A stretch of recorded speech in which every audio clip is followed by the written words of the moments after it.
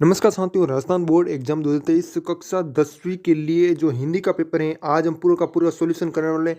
तो वीडियो पूरा जरूर देखिएगा, वीडियो बहुत ही इंपॉर्टेंट है, होने वाला है। तो सर चलिए सबसे पहले क्वेश्चनों की तरफ पर चलते हैं। एकदम आपको बाहुबली के कटप्पा की तरह आपको समझाएंगे किस तरीके से आपको प्रश्न है वो बताने, वो हल करने हैं। ठीक है, तो खंड आप देख सकते हो, प्रश्न संख्या 1 है, निम्नलिखित अपठित गद्यांश को पढ़कर प्रश्नों का उत्तर है वो देना है। ठीक है, मतलब आपको एक अपठित गद्यांश दिया होगा और उसको पढ़ कर क्या देना है, प्रश्नों का उत्तर देना है। ठीक है, और उत्तर है वो इस पर जो गद्यांश है दिया गया इसमें से ही मिलेंगे। ठीक है, तो सबसे पहले पहला आप देख सकते हो, विद्यार्थी जीवन ही वह समय जिसमें बच्चों के चरित्र है, व्यवहार है, आचरण को जैसा चाहिए वैसा रूप दिया जा सकता है। किस जीवन में? विद्यार्थी जीवन, छात्र अवस्था में। ठीक है, और यह अवस्था भावी वृक्ष की उस कोमल शाखा की भांति है जिसे जिधर चाहो उधर है वो मोड़ा जा सकता है। ठीक है, पूर्णतः विकसित वृक्ष की शाखाओं को मोड़ना संभव नहीं है। जो अब आप देख सकते हो, वो जो पूर्ण विकसित हो गए पेड़ है ना, वो जो बड़े पेड़ हैं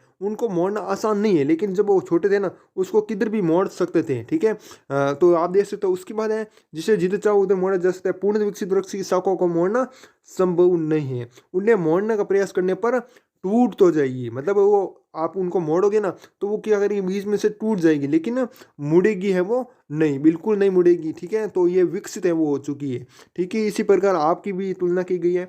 छात्र अवस्था उस सभी चादर की तरह होती है जिसमें जैसा प्रभाव डालना चाहो डाला जा सकता है। जिस प्रकार का प्रभाव डालना चाहो ना तो वो डाला जा सकता है। ठीक है, सिर्फ छात्र अवस्था में, बाकी नहीं है। ठीक है, उसके बाद सफ़ेद चादर पर एक रंग जो चढ़ गया सो चढ़ गए। आप मतलब वृद्ध हो गए, मतलब बूढ़े हो गए, तो बूढ़े में आपको थोड़ी ऐसा ज्ञान मिल जाएगा। ठीक है, सिर्फ वो छात्र अवस्था में ही मिल सकता है, विद्यार्थी जीवन में मिल सकता है। उसके बाद फिर से यह पूर्व अवस्था को प्राप्त नहीं है वो हो सकती। इसलिए प्राचीन काल से विद्यार्थी जीवन के महत्व को स्वीकार किया गया है। ठीक है, मतलब प्राचीन काल से ये तो। उसके बाद इस अवस्था में सुसंस्कार हैं और सदितियाँ घोषित की जाती हैं। इसलिए प्राचीन समय में बालक को घर से दूर गुरुकुल में रहकर कठोर अनुशासन का पालन करना होता था। कहाँ पर?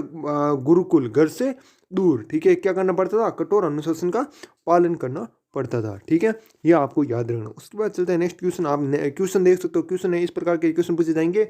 ये 1 नंबर का क्वेश्चन है, उपयुक्त गद्यांश का शीर्षक है।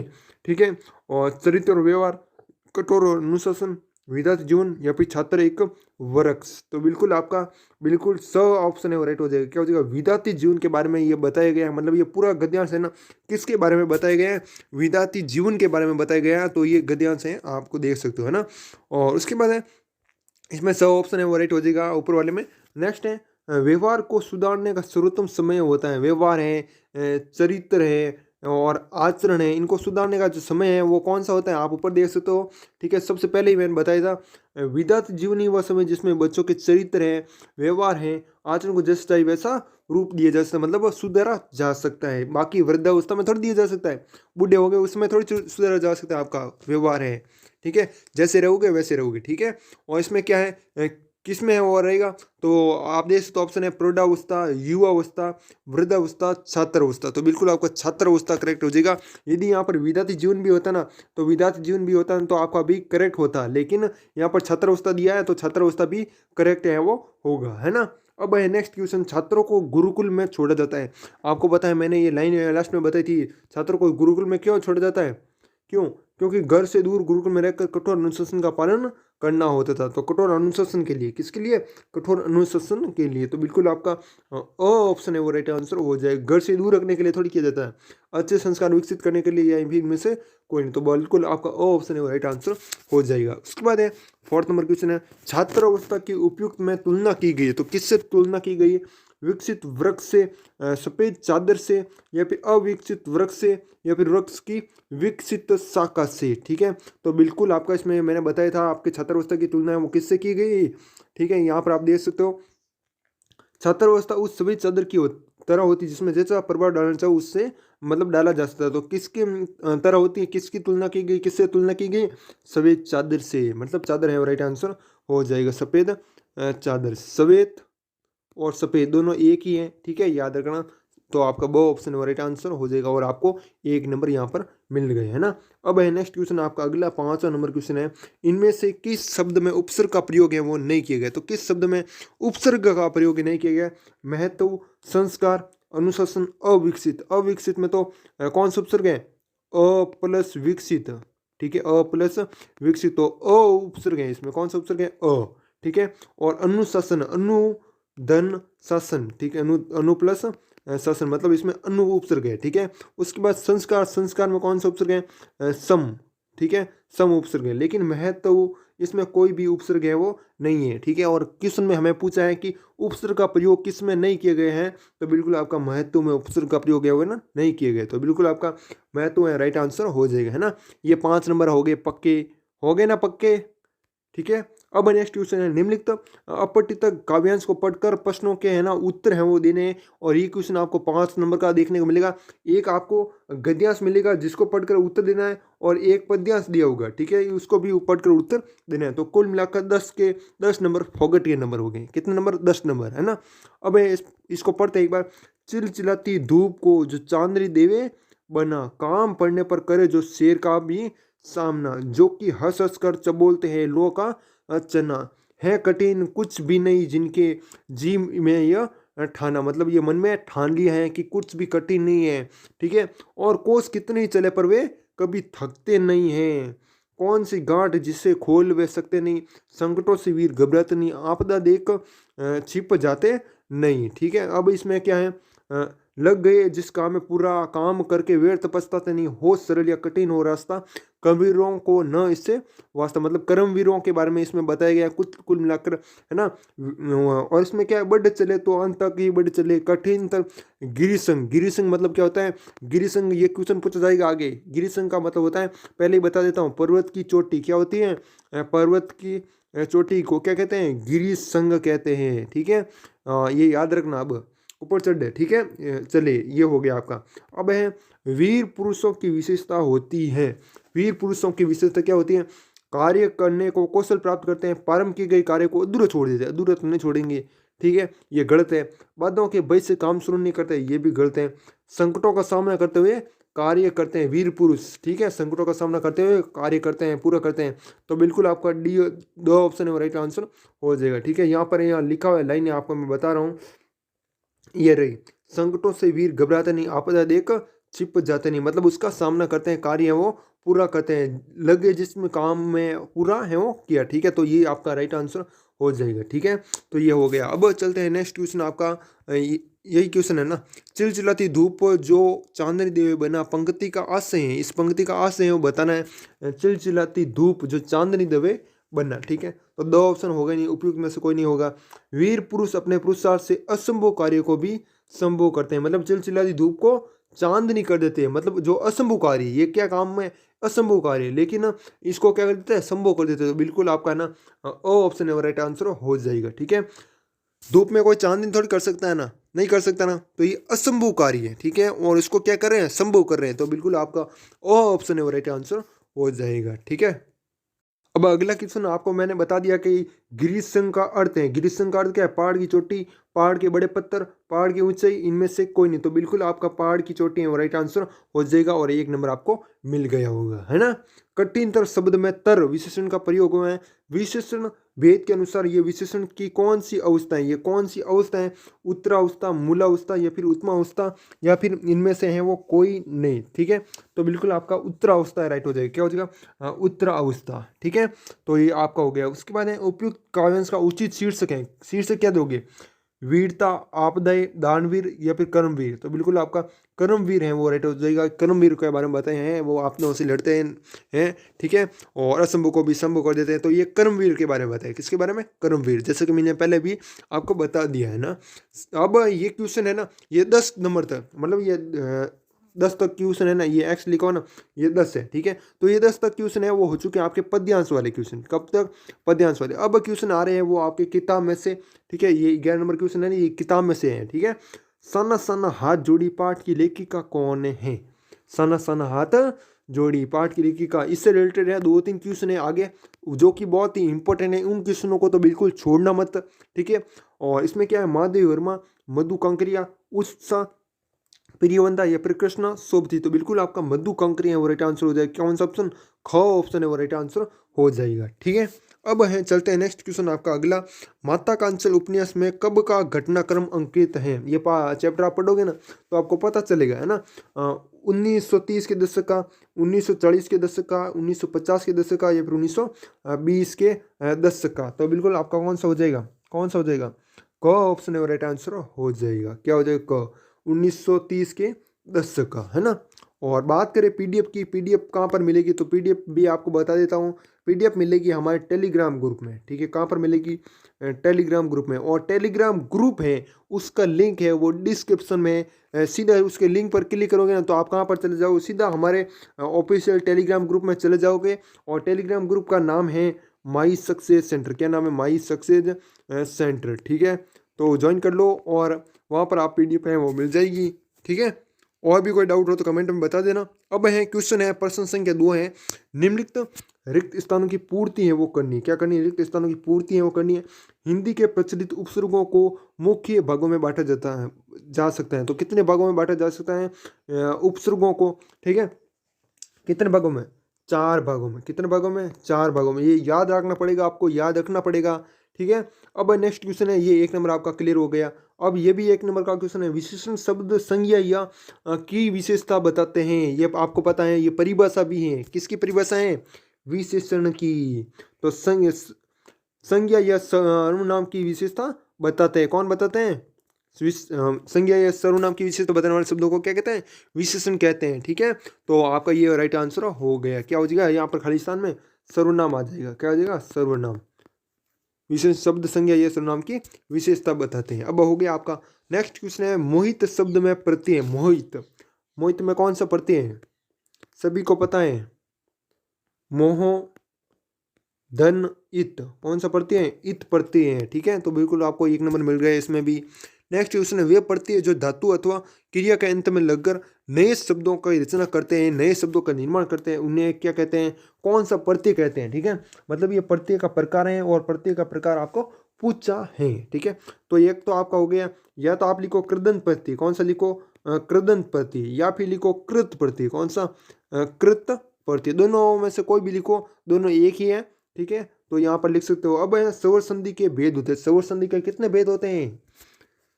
सभी को पता होना चाहिए। स्वर संधि के 5 भेद होते हैं। कितने भेद होते हैं? 5 भेद है। ठीक है, गुण संधि, व्यंजन संधि, दीर्घ संधि, यण संधि, अयदि संधि, ये संधि है स्वर संधि के भेद हैं। ठीक है, अब है नेक्स्ट क्वेश्चन आपका अगला है, देख सकते हो। संज्ञा के मुख्य रूप से भेद माने जाते हैं। संज्ञा के कितने भेद हैं? वो होते हैं 3 भेद होते हैं। कौन कौन से? जातिवाचक संज्ञा, भाववाचक संज्ञा और व्यक्तिवाचक संज्ञा। ठीक है, तो ये तीनों संज्ञा हैं वो होगी आपकी। अब अगले क्वेश्चन की तरफ चलते हैं हम। 1 नंबर हो गया क्लियर। प्रश्न संख्या 3, निम्नलिखित अति लघुत्तम प्रश्नों के उत्तर लगभग 20 शब्दों में लिखने। कितने शब्दों में? 20 शब्दों में लिखने। और ये क्वेश्चन भी आपको 1 नंबर को मिलेगा। क्रिया को परिभाषित कीजिए। ठीक है, क्रिया को परिभाषित कीजिए और शॉर्ट जो कि इसकी परिभाषा है वो आप कमेंट में बताओ एक बार। सभी स्टूडेंट को पता होना चाहिए। शॉर्ट फॉर्म, किसी कार्य के होने, करने, करने का बोध हो उसे क्रिया कहते हैं। ये आपको आती है ना, तो ये लिखनी है इसमें। अब है द्वंद्व समास को 2 उदाहरण लीजिए। द्वंद्व समास ये तो बहुत ही आसान है, इससे आसान कुछ समास नहीं हो सकता। ठीक है, द्वंद्व समास की बात करें तो इस सबसे पहले लिखेंगे सुई और फिर धागा, सुई धागा। ठीक है, और उसके बाद लिखोगे सुई और धागा, और लगा देना, कुछ नहीं करना इसमें, कुछ भी नहीं करना स्टूडेंट। सुई और धागा। फिर इसी प्रकार एक और जो कि बात करें उदाहरण का तौर पर सानी पानी, सानी और पानी। ठीक है, तो इसका क्या लिखोगे? सानी और पानी। ये हो गए 2 उदाहरण, सानी और पानी। ठीक है, ये आप लिख दोगे आराम से उदाहरण के तौर पर। आग लगाना, मुहावरे का अर्थ लिखिए। आग लगाना, ठीक है, क्या लिखोगे? आग लगाना, भड़काना। क्या होगा? भड़काना। ठीक है, ये हो गया आपका करेक्ट आंसर। अब है नेक्स्ट क्वेश्चन, 9 दिन चले 2.5 कोस। 9 दिन चले 2.5 कोस लोकोक्ति का अर्थ स्पष्ट कीजिए। वेरी इंपॉर्टेंट क्वेश्चन है, वेरी इंपॉर्टेंट क्वेश्चन है, स्टार लगे देना इसको। और इसमें हो गया बहुत धीमी गति से चलना, बहुत धीमी गति से चलना अथवा काम करना, है ना। फादर बुल्के किस रूप में सन्यासी थे? फादर बुल्के किस रूप में सन्यासी थे?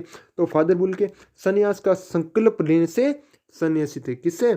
सन्यास का जो संकल्प है वो उसको लेने से कहते हैं सन्यासी थे, पर मन से सन्यासी है वो नहीं थे। वे रिश्ता बनाते हैं वो थे और तोड़ते नहीं थे, है ना। इस प्रकार से लिख दोगे। अब है नेक्स्ट क्वेश्चन है, स्त्री शिक्षा के विरोधी कुर्तकों का खंडन निबंध का मूल विषय है वो क्या है? तो क्या है इस निबंध का मूल विषय? स्त्री शिक्षा को बढ़ाना तथा स्त्री के अर्थकारी स्वरूप को प्रकट करना है। किसको? शिक्षा को बढ़ाना है, ठीक है। और ये आप लिख दोगे, है ना। अब नेक्स्ट क्वेश्चन आपका, तुलसीदास जी ने रामचरितमानस की रचना कौन सी भाषा में की? तो कौन सी भाषा में की? एक बात पहली बात तो तुलसीदास जी है ना निगुण भक्ति के कवि थे या फिर सगुण, ठीक है। तो बिल्कुल आपका सगुण हो जाएगा। क्या हो जाएगा? सगुण। और कबीर कौन से थे? कबीर आपके निगुण थे, ठीक है। ये आपको याद रखना। ये आपको जीवन परिचय में पूछा जाए ना तो ये लिखना है आपको, है ना। तुलसीदास जी रामचरितमानस की रचना कौन सी भाषा में लिखी थी? तो अवधी भाषा में। कौन सी भाषा में? अवधी भाषा है, वो राइट आंसर हो जाएगा। और तुलसीदास जी की बात करें तो इनकी रचनाएं कौन कौन सी हैं? एक तो आपकी होगी रामचरितमानस होगी, ठीक है। और दोहावली है, कौन सी है? दोहावली, गीतावली, कृष्ण गीतावली, विनय पत्रिका, ये सब कुछ आप लिख दोगे आराम से रचनों के नाम, है ना। कवि देव की किन्हीं दो प्रमुख ग्रंथों के नाम लिखे। कवि देव के आ गए अब, तो इसमें क्या लिखोगे? एक तो आपकी होगी रस विलास, क्या होगी? रस विलास, है ना। और एक होगी आपकी भाव विलास। ये दो रचनाओं के नाम आप लिख दोगे आराम से, है ना। कोई कंफ्यूजन नहीं है। अब नेक्स्ट क्वेश्चन है आपका, अगला है, देख सकते हो। अट अट नहीं रही है कविता के आधार पर वसंत ऋतु की शोभा का वर्णन किस प्रकार करता है? ठीक है, मतलब किस प्रकार करता है वो लिखना है। वसंत ऋतु की शोभा का वर्णन, है ना। तो इसमें क्या है? प्रकृति के कण कण में सुंदरता, जगह जगह पर रंग बिरंगे फूल और सुगंधित वातावरण है, चारों ओर हरियाली है। ये है, मतलब ये आप इसमें लिख दोगे, इस प्रकार का वर्णन है वो कर रहे हैं, है ना। अब है अगला क्वेश्चन, राम वृक्ष बेनीपुरी विशिष्ट शैलीकार होने के कारण किस नाम से जाने जाते हैं? ये आपको उपाधि है वो याद रखनी पड़ेगी। राम वृक्ष बेनीपुरी विशिष्ट शैलीकार होने के कारण किस नाम से जाने जाते हैं? कलम का जादूगर। क्या हो गया? कलम का जादूगर हो जाएगा। ये आपको 100% याद रखना किसी भी हालत में। जब भी मैं पूछूं आपको याद होना चाहिए। टेलीग्राम ग्रुप में मैं आपको वो वापस पूछूंगा, ठीक है। याद होना चाहिए। क्या होगा? कलम का जादूगर। सन्ना सन्ना हाथ जोड़ी पाठ में किसका वर्णन किया गया? तो है ना, ये क्वेश्चन मैंने आपको बताया था। इसके लेखिका कौन है? मधु कंकरिया। कौन है? मधु कंकरिया। और इसमें किसका वर्णन किया गया? तो सिक्किम की राजधानी है आपको गंगटोक तथा हिमालय की यात्रा का वर्णन है वो किया गया है। किसमें? सना सना हाथ जोड़ी पाठ में, ठीक है। और लेख मैंने बता दिया मधु कंकरिया, और सिक्किम की राजधानी गंगटोक और हिमालय की यात्रा का वर्णन है वो इसमें किया गया, है ना। अब है नेक्स्ट क्वेश्चन, बहुत ही अच्छे से समझा रहा हूँ। एक बार अच्छे से समझा रहा हूँ, वो समझ में आ रहा है या नहीं आ रहा है? एक बार कमेंट में यस जरूर लिखे। वीडियो को यहाँ तक दे रहे हो तो कमेंट में एक बार यस लिखो, ठीक है। कुछ नहीं लिखना आपको, क्या लिखना? यस, ताकि मुझे भी पता चल रहा है कि स्टूडेंट वीडियो को यहाँ तक देख रहे हैं, है ना। मेरी मेहनत बेकार नहीं जानी चाहिए। नेक्स्ट है आपका अगला क्वेश्चन, किस घटना से पता चलता है कि दुलारी के मन में टुन्नू के प्रति प्रेम था? तो किस घटना से पता चलता है? तो ये आपको याद रखना है, कंजरी दंगल में टुन्नू के गायन से प्रभावित होना, ठीक है। किसमें? मतलब घारे गया ना। और उसके बाद एक और हुआ था, टुन्नू के आंसू से सन्नी धोती पर बड़े धब्बों को चूमना, ठीक है। तो ये इससे पता चलता है कि दूल्हे के मन में टुन्नू के प्रति प्रेम है वो था। अगला है खंड ब है आपका आ चुका है। अब स्टार्ट हो रहे हैं आपके 2-2 नंबर के क्वेश्चन, ठीक है। और कहाँ तक है? प्रश्न संख्या 4 से लेकर 16 तक के लिए प्रत्येक प्रश्न के लिए अधिकतम उत्तर सीमा 45 शब्द है। और ये क्वेश्चन है वेरी इंपॉर्टेंट है, देख सकते हो इंपॉर्टेंट क्वेश्चन है। प्रत्यक्ष अनुभव से अनुभूति में लेखक ने क्या अंतर बताया है? प्रत्यक्ष अनुभव से, तो ये आपको इसमें लिखना है, ठीक है। लिख दोगे ना? चलते हैं नेक्स्ट क्वेश्चन आपका, दुल्हारी के व्यक्तित्व की कोई 2 विशेषता है वो बतानी। किसके? दुल्हारी के व्यक्तित्व की, ठीक है। तो आपको मैं थोड़ा सा इसमें बता देता हूँ। एक पॉइंट आपको लिख देना है क्या कि स्वाभिमानी स्त्री थी। कौन मतलब विशेषता में क्या लिखोगे? स्वाभिमानी स्त्री, ठीक है। उसके बाद इसके बारे में थोड़ा सा लिख देना है। क्या लिखोगे? कि दुल्हारी एक स्वाभिमानी स्त्री थी और है, और उससे अपने ऊपर किसी पुरुष का एकाधिकार और मनमानी स्वीकार है वो नहीं की, है ना। ये लिख दोगे, ये पॉइंट हो गया। अब सेकंड पॉइंट है, आप लिख दोगे कि सच्चे प्रेम की पार की है वो थी, ठीक है। ये भी आप लिख दोगे। नेक्स्ट क्वेश्चन है आपका, अगला क्वेश्चन है, जितेन ने लेखिका को गुरु नानक के विषय में क्या जानकारी है वो दी? सना सना हाथ जोड़ी पाठ के आधार पर है वो स्पष्ट करना है, ठीक है। तो ये लिख दोगे। चेतन है, कुशल ड्राइवर तो था ही, इसके साथ ही उसमें एक कुशल गाइड की भी सारी विशेषताएं थी। उसे सिक्किम और वहाँ के दर्शनीय स्थलों के बारे में पर्याप्त है वो जानकारी है वो थी। ये आप लिख दो, अनेक जानकारी थी। और कहा जाता है कि गुरु नानक की थाली से थोड़े से चावल छिटक कर बाहर गिर गए थे। जिस जगह से चावल गिरे थे वहाँ चावल की खेती है वो होती हैं। ठीक है, ये लिख दो। उसके बाद है अगला क्वेश्चन है आपका 2 नंबर का क्वेश्चन है, समाज की परिभाषा लिखिए तथा समाज के कितने भेद हैं वो होते हैं। समाज की परिभाषा लिखनी है। ठीक है, तो इसमें लिख दोगे दो या दो से अधिक शब्दों, कारक चिन्हों आदि का लोप होकर जब एक ही पद की भांति का प्रयोग होता है तो उसे समास कहते हैं। ठीक है, और उसके इसके भेद कितने होते हैं, तो इसके भेद होते हैं 6 भेद। कितने भेद होते हैं? 6 भेद होते हैं समास के। ठीक है, अब है नेक्स्ट क्वेश्चन है, राम लक्ष्मण परशुराम संवाद रचना के आधार पर बताइए कि मनुष्य को किन जीवन मूल्यों को अपनाने का संकेत है वो दिए गए। मतलब अलग अलग मतलब संकेत है वो देने। ठीक है, राम लक्ष्मण परशुराम संवाद है ना, उसके उसके माध्यम से देना आपको। ठीक है, लक्ष्मण लक्ष्मण परशुराम होगा ना, राम थोड़ी होगा यहाँ पर, है ना, लक्ष्मण परशुराम संवाद है ना। ठीक है, तो इसके माध्यम से आपको देना है। मैंने भी सोचा एक बार कि राम कहाँ से आ गया है ना, राम है या फिर नहीं है, एक बार कमेंट में बताओ यहाँ पर। ठीक है, अगला क्वेश्चन है, चलते हैं। प्रश्न संख्या 9 है, कबीर पंथ मानव को किस प्रकार जीने की प्रेरणा है वो देती है। बाल गोविंद भगत पाठ के आधार पर है, स्टेट करना किस पाठ के आधार पर, बाल गोविंद भगत, है ना। और ये 2 नंबर का क्वेश्चन है वो रहने वाला है। ठीक है, तो इसमें क्या है, लिख दो कि इसमें भी कि वह मनुष्य को सरल सीधा सच्चा और खरा जीवन जीने की भी प्रेरणा है वो देता है। कबीर पंथ में अपरिग्रह को विशेष महत्व दिए गए हैं। वो आत्मा परमात्मा का मिलन शाश्वत मानकर मोह माया में से मुक्त रहने का संदेश है वो देता है। ठीक है, और कबीर पंथ क्या कहते हैं, कबीर पंथ कहता है कि मनुष्य अपने जीवन को साब की संपत्ति समझे और अपने आप को प्रभु चरणों में अर्पित करने की भी प्रेरणा है वो देता है। ठीक है, अब नेक्स्ट क्वेश्चन, राम लक्ष्मण परशुराम संवाद पाठ में क्या संदेश है वो दिया गया है। तो क्या संदेश है वो दिया गया है वो लिखना है। ठीक है, तो इसमें लिख दोगे कि कोई भी कार्य है बिना सोचे समझे कभी भी किसी पर क्रोध है वो नहीं करना चाहिए। ठीक है, बिना सोचे समझे कभी भी किसी पर क्रोध है वो नहीं करना चाहिए। इससे समस्या सुलझने के बजाय क्या होती है, उलझती है। ये संदेश हमें परशुराम के व्यवहार से ही नहीं बल्कि लक्ष्मण की उग्रता से भी मिलता है। ठीक है, अब ये हो गया, बहुत ही अच्छा क्वेश्चन है। नेक्स्ट क्वेश्चन है आपका, उज्जवल गाथा कैसे गाऊं मधुर चांदनी रातों की, कथन के माध्यम से कवि है वो क्या कहना चाहता है वो आपको बताना है ना। तो इसमें लिख दोगे आप। ठीक है, अगला क्वेश्चन है आपका, चलते हैं। नेक्स्ट क्वेश्चन है, फादर बुल्के को भारतीय संस्कृति का अंग किस आधार पर कहा गया है। इंपॉर्टेंट क्वेश्चन है, और जो इंपॉर्टेंट बता रहा हूँ ना वो तो याद करने हैं किसी भी हालत में, चाहिए है ना, चाहे किसी भी हालत में इंपॉर्टेंट क्वेश्चन को छोड़ना नहीं है। ठीक है, अब है नेक्स्ट, इसमें आप क्या लिख दोगे, लिख दोगे इसमें भी कि फादर बुल्के की जन्मभूमि बेल्जियम होने पर उन्होंने भारत को अपनी कर्मभूमि बनाई। यहाँ की संस्कृति में रचे बसे ही नहीं बल्कि हिंदी का अध्ययन किया और भारतीय संस्कृति से ओतप्रोत रामकथा पर शोध ग्रंथ लिखा, भारतीय परिवारों के उत्सव में भाग लिया। इस कारण फादर बुल्के को भारतीय संस्कृति का अंग है वो कहा जाता है ना। अब है नेक्स्ट क्वेश्चन, प्रश्न संख्या 13 है, स्त्री शिक्षा के विरोधी कुर्तकों खंड पाठ से लोगों को क्या प्रेरणा लेनी चाहिए। ठीक है, तो ये भी इसमें है वो लिखना है स्त्री शिक्षा के विरोधी में। ठीक है, स्त्री शिक्षा के विरोधी कुर्तकों खंड पाठ से लोगों को यह प्रेरणा लेनी चाहिए कि वे लड़कियों की शिक्षा के संबंध में फैली भ्रांतियों एवं रूढ़ियों को समाप्त करने के लिए आगे आए। वे लड़के और लड़की में अंतर के बिना उन्हें पढ़ने लिखने के लिए प्रोत्साहित है वो करे। कोई भी किसी भी बुरी कार्य अथवा या अनर्थ का मूल कार्य को न माने। ठीक है, मतलब शिक्षा को न माने। उसके बाद नेक्स्ट क्वेश्चन है, उस्ताद बिस्मिल्लाह खां की काशी को क्या देने हैं।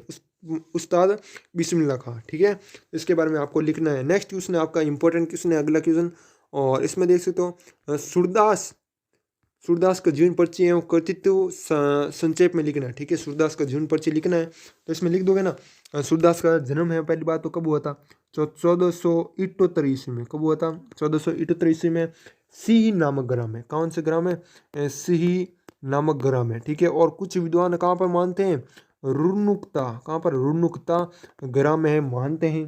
ठीक है, यह रेणुका क्षेत्र। ठीक है, इसको ये हो गया। अब और क्या है, सूरदास जन्म से क्या थे, नेत्रहीन थे या बाद में नेत्रहीन हुए, ये भी आपको इसमें लिखना है। और इनकी रचना कौन कौन सी है, ठीक है, वो लिखना है। मतलब लोकप्रिय ग्रंथ है इनके 3, कौन कौन से, सूर सागर, एक तो आपको हो गया सूर सागर, साहित्य लहरी है, सूर सरावड़ी, ये लिखना है ना। ये हो गया आपका, बहुत ही अच्छा क्वेश्चन है। अगला क्वेश्चन है, बदंत अनंत कौशल्यायन का जीवन परिचय है कथित तो संक्षेप में लिखने। दो आपको जीवन परिचय है वो याद करने में, मतलब दो एग्जाम में आपको पूछ जाएंगे।